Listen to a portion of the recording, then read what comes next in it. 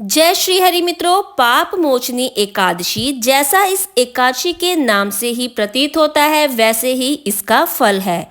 पाप मोचनी एकादशी यानी पापों का नाश करने वाली एकादशी अर्थात पाप कर्म से छुटकारा दिला देने वाली एकादशी। कलयुग चल रहा है और कलयुग में ऐसा कोई भी व्यक्ति नहीं है जिससे जाने अनजाने में कोई गलती ना हुई हो। आए दिन सड़कों पर हम पशुओं को मरा पाते हैं, किसी की गाड़ी से टकराकर कई जीवों की हत्या हो जाती है। कई बार तो अनजाने में मनुष्य ऐसे पाप कर बैठते हैं कि उसे पता ही नहीं चलता कि हमसे यह पाप हो गया है। तो जो हमसे जाने अनजाने में कई बार पाप हो जाते हैं, उन सभी का मोचन करने वाली एकादशी को ही पाप मोचनी एकादशी कहते हैं। यह एकादशी चैत्र मास के कृष्ण पक्ष में आती है। यह एकादशी मनुष्य के पूर्व जन्मों के पाप कर्म को भी खत्म कर देती है, यानी कि पूर्व जन्म के पाप कर्मों का भी मोचन कर देती है। इस बार एकादशी तिथि 25 मार्च दिन मंगलवार को पड़ रही है, परंतु इस बार अति सुंदर योग आ रहा है। पर इस बार हम एकादशी व्रत को 26 मार्च के दिन बुधवार को करने के लिए कहेंगे, क्योंकि बहुत ही महत्वपूर्ण कारण है इसका। इस बार हम महाद्वादशी वाले दिन व्रत को धारण करेंगे, क्योंकि इस बार व्यंजुली महाद्वादशी आ रही है। एक ऐसा संयोग पड़ रहा है कि जब कोई एकादशी तिथि द्वादशी तिथि तक विस्तारित नहीं होती, यानी इस बार द्वादशी तिथि सुबह 3:30 पर लग जाएगी और सूर्योदय का समय 5:55 पर होगा। तो ऐसे में व्यंजुली द्वादशी वाले दिन व्रत रखना अति फलदायक है। ऐसी स्थिति में जब व्यंजुली द्वादशी पड़ती है तो इस व्रत को धारण करने से 101 एकादशियों का फल मनुष्यों को प्राप्त होता है। शास्त्रों में कहा गया है कि जब द्वादशी त्रयोदशी में सम्मिलित होती है तो व्यक्ति को एकादशी की जगह द्वादशी व्रत का पालन करना चाहिए। देखिए, आपको कंफ्यूज होने की कोई आवश्यकता नहीं है। अगर आप एकादशी वाले दिन व्रत रखना चाहते हैं तो आप 25 तारीख को एकादशी का व्रत रख सकते हैं, और आप अगर द्वादशी तिथि का भी लाभ उठाना चाहते हैं तो आप एकादशी का व्रत भी रख सकते हैं और द्वादशी का व्रत भी रख सकते हैं।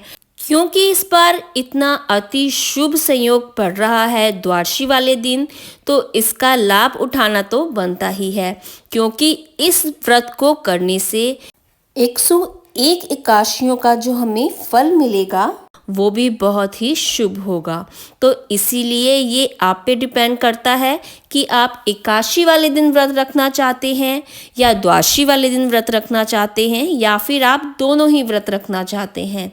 अगर आप द्वादशी तिथि का व्रत धारण करना चाहते हैं, क्योंकि यह महाद्वादशी तिथि है, शास्त्रों में ये कहा गया है जब महाद्वादशी तिथि आए तो हमें एकादशी तिथि का त्याग करके द्वादशी तिथि का व्रत धारण करना चाहिए। तो द्वादशी तिथि जो लग रही है वो 26 मार्च 2025 दिन बुधवार को लग रही है। तो ब्रह्म मुहूर्त का जो समय होगा वो होगा 4:47 को सुबह को, और सूर्य उदय होगा 6:24 से, और सूर्य अस्त होगा 6:47 पर। प्रातः काल की पूजा का जो समय रहेगा वो रहेगा 4:47 से लेके 6:18 तक।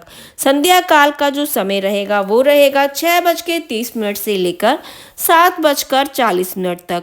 इसमें राहु काल का भी बहुत ध्यान देना होता है, क्योंकि राहु काल में कोई भी पूजा अर्चना नहीं की जाती।